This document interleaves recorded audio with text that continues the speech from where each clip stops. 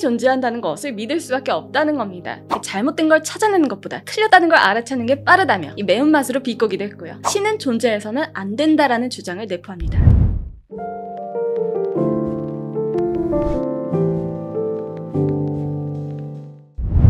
인간은 어떻게 생겨났을까요? 우리를 둘러싼 자연은 어디서 왔으며 이 세계를 설명하는 법칙들은 왜 존재하는 걸까요? 많은 종교에서는 이 세상이 신이라는 절대자에 의해 탄생한 것으로 설명합니다. 태초에 전지전능한 신이 있었고 신께서 자신만의 규칙으로 우주를 창조했다 등의 문장으로 말이죠. 특히 기독교에서는 창세기라 하여 하나님이 어떻게 세상과 인간을 만들었는지에 대해 정리한 책을 내기도 했죠. 그러나 현대에 알려진 과학 상식에 의거해서 보면 이러한 창세기는 말 그대로 신화죠. 이 과학의 설명에 따르면 우주는 빅뱅으로 탄생했고 태양과 같은 항성은 우주가 식으면서 생성됐으며 인류는 진화를 통해서 지금에 이르게 됐다고 알려져 있으니까요. 과학에 대한 이해가 없었던 시절 만들어진 이 신의 개념은 근대 과학의 발전으로 그 존재가 많이 부정되기도 했습니다. 이탈리아의 철학자이자 과학자인 갈릴레오 갈릴레이는 최초로 이 과학과 신학을 분리해냈으며 당시의 기독교적 세계관을 부정하고 이 경험에 의해 얻어진 사실들로서 세상을 설명해야 한다고 주장했습니다. 그는 천체 관측을 통해서 당시 지구가 우주의 중심이 아니며 태양의 주위를 기계적으로 돌고 있는 물체일 뿐이라고 주장했습니다. 이는 성경 속에 알려져 있는 세상을 부정하는 일이었습니다. 당시 신학자들은 이 갈릴레오의 견해를 받아들이지 않을 뿐만 아니라 그를 종교 재판에 넘겨버리게 됐죠. 하지만 과학의 발달은 막을 수 없었고 시간이 흐르면서 이 과학과 신학 사이에는 큰 간극이 벌어지게 됐습니다. 또 철학자들은 신의 존재 혹은 부존재를 논리적으로 증명하고자 시도했습니다. 인류의 기원이자 모든 진리의 최종적 근거로서 이 신에 대한 사유는 철학자들에게 필연적인 고민이었을 겁니다. 이 중세 이후 신학과 과학 그리고 철학이 분리되면서 신의 존재에 대한 고찰이 지속됐는데요. 오늘은 이에 대한 다양한 논의를 살펴보면서 이 신의 존재에 대해 함께 고민해보는 시간을 가져보도록 하겠습니다. 신은 어떤 존재인가? 이 신에 대해서 논하기 위한 첫 번째 단계는 신을 어떻게 정의할지 합의하는 거겠죠. 이 신에 대한 관점은 시대에 따라, 지역에 따라, 그리고 사람에 따라 다양하게 정의될 수 있습니다. 이 기독교의 신, 불교의 신, 여러 토속 신앙의 신은 모두 형태가 다르며 신이 전하는 메시지 또한 다릅니다. 또 어떤 사람은 신이 우리를 돌봐주고 기도를 들어주는 전지전능한 존재라고 생각하기도 하지만 어떤 사람은 신은 그저 세계를 창조하기만 했을 뿐 더 이상 개입하지 않는 존재라고 받아들이기도 합니다. 신에 대한 믿음의 형태는 다음과 같이 세 범주로 나눌 수 있습니다. 첫째, 유신론자. 신이 우주를 창조하는 큰 일을 했을 뿐 아니라 여전히 우리의 주위를 맴돌면서 피조물의 운명에 영향을 미친다고 이해하는 사람들입니다. 유신론적 신앙체계 내에서 신은 인간과 긴밀한 관계를 맺고 있습니다. 그는 기도하는 자에게 응답하고 죄를 용서하거나 처벌하며 이 기적을 이룸으로써 세계에 개입하고 우리가 언제 선행과 악행을 행하는지에 관심을 가지는 존재로 상정됩니다. 둘째, 이신론자. 초자연적인 지성을 믿지만 그 지성이 우주를 지배하는 법칙들을 설정하는 데에만 관여할 뿐 인간사에 개입하거나 관심을 갖지 않는다고 생각합니다. 이신론자는 신이 기도자에게 응답하지 않고 인간의 죄나 고백에 관심이 없으며 이 변덕스러운 기적을 부리지 않는다고 본다는 점에서 유신론자와 차이가 있습니다. 셋째, 범신론자. 초자연적인 신을 아예 믿지 않지만 자연이나 우주 또는 그 움직임을 지배하는 법칙에 대해서는 믿음을 가지는 사람들입니다. 이 범신론자가 이신론자와 다른 점은 이신론자의 경우 이 신이 일종의 우주적 지성이라고 보는 반면 범신론자는 신을 이 우주 법칙의 비유적 동의어라고 본다는 점이죠. 말하자면 범신론은 매력적으로 다듬은 무신론에 가깝고 이신론은 물을 타서 희석시킨 유신론이라고 볼 수 있습니다. 우선 유신론에 대해서 얘기해 보도록 할게요. 이 전지전능한 신이 있어서 세상의 모든 것을 관장한다 라는 명제는 참일까요? 거짓일까요? 이 명제는 참이라고 생각하는 사람도 있을 거고 반대로 거짓이라고 생각하는 사람도 있을 겁니다. 이 참인지 거짓인지 단정하는 대신 우리는 이 명제가 참일 확률, 거짓일 확률에 대해서 고민해 볼 수 있습니다. 이 확률은 모든 명제에 대해서 적용할 수 있는데 예를 들어 빅뱅 이론, 뉴턴의 물리 법칙과 같은 과학 법칙들은 100% 완벽하게 증명될 수는 없으나 우리가 관찰할 수 있는 현상을 합리적으로 모두 설명할 수 있기 때문에 부정하기가 어려운 가설이라고 볼 수 있죠. 그런데 이와 반대로 증거는 전혀 찾아볼 수 없으나 이 반증만 불가능한 가설들이 있습니다. 예를 들어 제가 이 지구와 화성 사이에 주전자 하나가 이 타원 궤도로 태양 주위를 돌고 있다고 주장하고 이 주전자는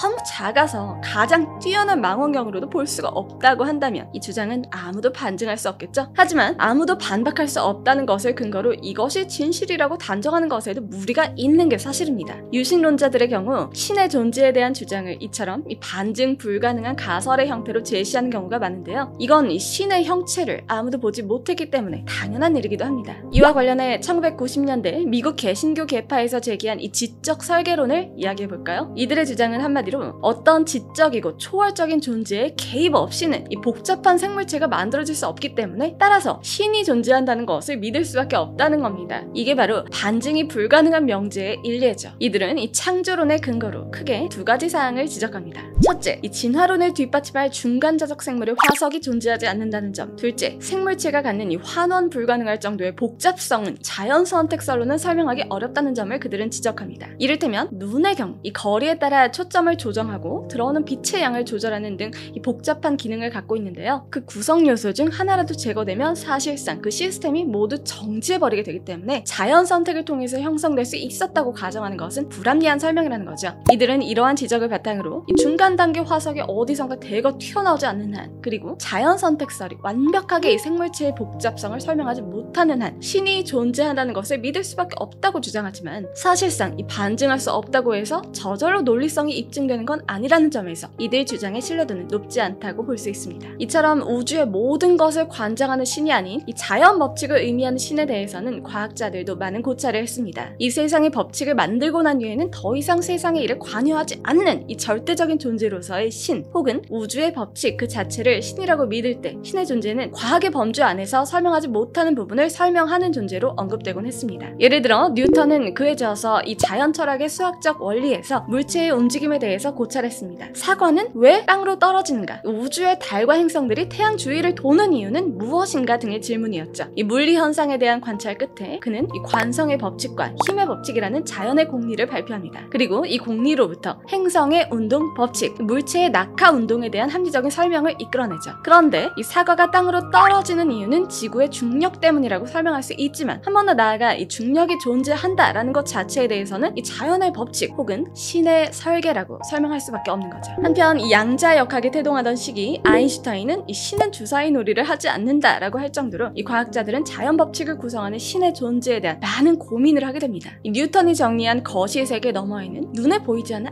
아주 조그마한 원자, 전자들이 이 세상을 구성하고 있었고 이들 사이에는 당시로서는 상상조차 하지 못했던 자연 규칙들이 존재한다고 밝혀졌었기 때문이죠. 바로 이 양자역학의 공리, 모든 입자의 위치와 운동량을 동시에 확정지을 수 없다. 즉 입자의 상태에 대해서는 이 확률적인 해석만이 가능하다는 것이었습니다. 과학을 통해서 모든 것을 이성적으로 정확한 답을 구할 수 있다고 믿었던 아인슈타인은 신이 이 확률적인 세상을 만들었을 리 없다고 생각했습니다. 만약 이 세상의 근본 입자들이 확률적으로밖에 설명될 수 없다면 신이라고 하는 존재는 이 세상에 대해서 전자의 위치와 같은 아주 조그만 결정도 내리지 못하는 존재일 수밖에 없고 더 나아가 인간의 운명, 선과 악, 옳은 일과 나쁜 일도 구분할 수 없는 결함투성이 신이 될 수밖에 없을 것이라 생각했을 겁니다. 하지만 이러한 아인슈타인의 믿음은 틀린 것으로 나타났습니다. 입자는 여러 가지 가능한 미래 중 하나를 선택할 수 있고 이곳에 있을 수도 있고 저곳에 있을 수도 있습니다. 20세기 양자역학의 결론은 신이 만약 존재한다면 우리를 두고 주사위 놀이를 하고 있다는 것이었습니다. 이러한 신을 우리는 어떻게 받아들여야 할까요? 신은 존재하는가? 이 문제는 철학의 가장 오래된 질문 중에 하나죠. 철학자들은 신의 존재를 논리적으로 설명하고자 많은 시도를 해왔습니다. 신의 존재에 대해 우주론적 증명을 최초로 시도한 사람은 고대 그리스의 철학자 아리스토텔레스입니다. 아리스토텔레스에 따르면 모든 사물들은 운동을 하는데 사물의 운동은 그것을 야기한 운동이 있으며 이 운동 역시 그 이전의 운동으로부터 비롯되죠. 이처럼 사물의 운동을 설명하는 과정에서 최초의 다른 사물의 운동을 야기하고 동시에 다른 것에 의해 야기되지 않은 어떤 것이 존재하는데 이것이 바로 신이라는 겁니다. 즉 모든 사물은 그 이전에 존재하는 원인이 있고 그 원인을 거슬러 올라가면 최초의 원인이 존재할 수밖에 없다는 거죠. 그리고 이러한 최초의 원인은 다른 원인에 의한 결과가 아니기 때문에 그 자체로 존재하는 것, 현존하는 모든 것들을 창조한 것이므로 그것을 신이라고 부를 수 있다는 논리입니다. 고대 이후 중세에는 이 신의 존재에 대한 존재론적 증명이 주로 이뤄졌습니다. 중세에서 이 근세 이전까지의 철학은 이른바 신학의 한여로서 신학을 연구하는 데 쓰여지는 방법론으로서의 역할에 머물렀기 때문에 이 시기 이 신의 존재에 대한 논의는 사실상 신학의 영역에 속했죠. 이 신이 존재할 수밖에 없다라는 이 존재론적 논증을 펼친 대표적인 철학자로는 캔터베리의 안셀무스 대주교를 들 수 있습니다. 그는 자신의 저작 프로슬로기온에서 신의 존재를 주장하는 다음과 같은 논증을 내세웠습니다. 신은 정의상 상상할 수 있는 어떤 것보다도 더 큰 존재다. 실제로도 존재하는 것은 그것이 상상 속에만 존재하는 것보다 크다. 따라서 신은 실제로 존재할 수밖에 없다. 그렇지 않다면 그는 상상될 수 있는 어떤 것보다도 크지 않기 때문이다. 자, 어떠신가요? 이러한 논증 과정에 수긍이 가시나요? 사실 안셀무스의 이러한 논증은 당시 중세 철학자들로부터도 많은 비판에 직면했는데요. 특히 교부 철학자 토마스 아퀴나스의 경우 안셀무스의 존재론적 논증이 사변적이며 현실에 기반하지 않은 공허한 개념에 대한 논증이라는 점을 지적하면서 이 경험에 의해서 인과적으로 이해할 수 있는 견해를 가지고 신의 존재를 입증해야 한다고 주장했습니다. 토마스 아퀴나스가 자신의 저작 신학대전에서 제시한 5가지 신 존재의 증명 중 신의 존재에 대한 목적론적 증명은 다음과 같습니다. 세상의 모든 사물들은 어떤 목적에 따라 활동한다. 이것은 세상의 모든 사물들이 거의 항상 그것에게 최상의 결과를 가져오는 방식으로 활동하는 것을 통해 확인할 수 있다. 그런데 이 목적에 따라 활동하는 것은 지적인 능력을 부여받음으로써 자신의 목적을 인식하고 그 목적에 따라 활동하거나 이러한 지적인 능력을 부여받지 못한 경우에는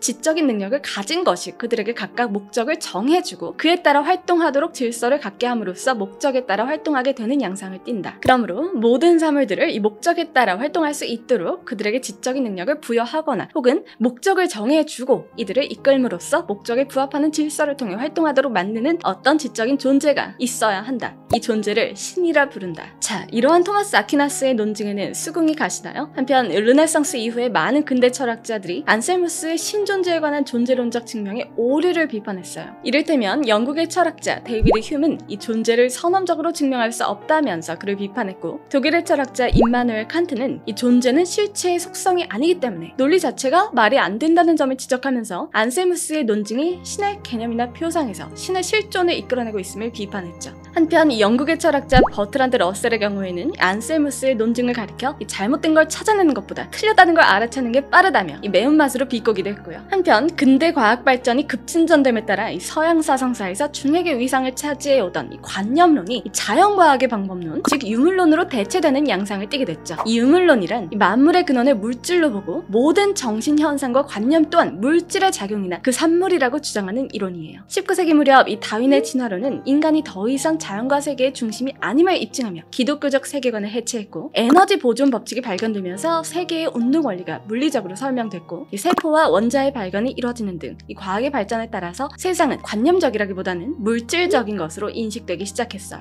이러한 유물론은 무신론과 긴밀히 연결돼 있죠. 모든 무신론자가 유물론자는 아니지만 유물론자는 100% 무신론자라고 볼 수 있으니까요. 눈에 보이는 것, 실체가 존재하는 것만 믿고 이로써 세상의 모든 원리와 법칙을 설명할 수 있다고 주장하는 이 유물론이 득세함에 따라 신의 존재에 대한 인간의 인식은 일대 혁명을 거치게 됐습니다. 무신론은 크게 과학적 무신론과 철학적 무신론으로 구분할 수 있어요. 우선 과학적 무신론의 경우 세계의 모든 자연 현상이 과학적으로 설명될 수 있다고 보고, 이 과학적으로 입증되지 않은 신의 존재를 인정하지 않는 입장입니다. 19세기 진화론의 찰스 다윈에서부터 21세기의 진화생물학자 리처드 도킨스에 이르기까지 물질주의적인 세계관을 바탕으로 새로운 발견을 이룬 과학자들이 이 초월적이며 관념적인 신의 존재를 믿지 않는 경향을 가리키죠. 리처드 도킨스는 2019년 저작인 이 신없음의 과학을 통해서 무신론적 세계관을 갖는 데는 지적인 용기는 물론 도덕적인 용기 또한 필요하다고 주장하면서 무신론을 다음과 같이 옹호하고 있습니다. 무신론자가 된 당신은 상상의 친구를 버리고 당신을 어려움에서 구해주는 이 하늘의 아버지라는 버팀목을 포기한다. 당신은 결국 죽을 것이고 세상을 떠난 사랑하는 사람들을 다시는 보지 못할 것이다. 당신에게 무엇을 하면 될지 말해주고 무엇이 옳고 그른지 알려주는 신성한 책은 존재하지 않는다. 당신은 똑바로 서서 현실의 혹독한 바람을 맞는다. 하지만 당신은 혼자가 아니다. 따뜻하게 당신을 감싸줄 사람들이 있다. 과학 지식과 응용과학이 가져다주는 물질적 위안뿐 아니라 미술과 음악, 법, 도덕에 대한 문명화된 담론을 생산한 문화적 유산이 있다. 도덕과 삶의 척도는 지적인 설계, 실제로 존재하는 지적인 사람들에 의한 설계에 의해 창조될 수 있다. 한편 이 철학적 무신론은 다양한 스펙트럼의 인식론과 존재론에 의거해 신이 존재하지 않는다, 혹은 신이 존재해서는 안 된다 라는 다양한 입장을 포괄하죠. 철학에서의 무신론은 영국의 경험론과 프랑스 계몽주의의 근원을 두고 19세기의 실증주의와 물질주의 사상을 사상에 의거해 세력을 확장했으며 독일의 철학자 포이어바흐의 유물론적 사상에 의해 결정적으로 탄력을 받아 이후 칼 마르크스, 프리드리히 니체, 장폴 사르트르의 사상에서 절정에 이르게 됐죠. 철학적 무신론은 대체로 인간을 속박하고